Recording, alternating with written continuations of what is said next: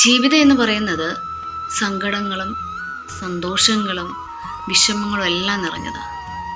അപ്പോൾ നമ്മൾ സന്തോഷം വരുമ്പോൾ ഭയങ്കരമായിട്ട് അതിൽ ആസ്വദിക്കും. പക്ഷേ സങ്കടങ്ങളോ വിഷമങ്ങളോ ജീവിതത്തിൽ വരുമ്പോൾ ജീവിതം മൊത്തം തകർന്നു എന്ന് പറഞ്ഞ് പല ആൾക്കാരും പല തെറ്റിലോട്ട് പോകാറുണ്ട്. ചിലപ്പോൾ ആത്മഹത്യ, ജീവിതമേ വേണ്ടാന്ന് പറഞ്ഞ് അതൊരു ഡിപ്രഷനിലോട്ടോ എല്ലാം പോകുന്നതാണ് സാധാരണ കാണുന്നത്.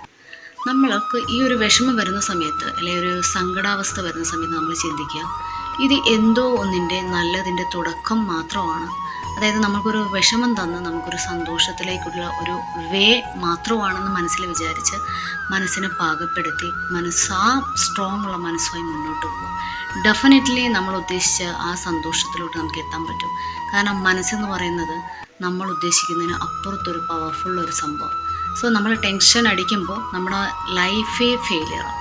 അതേസമയത്ത് നമ്മൾ എന്നും മനസ്സിന് സന്തോഷം കൊടുക്കുകയാണെങ്കിൽ നമ്മുടെ ലൈഫ് എപ്പോഴും സക്സസ്ഫുള്ളും കളർഫുള്ളും ഹാപ്പി ആയിരിക്കും.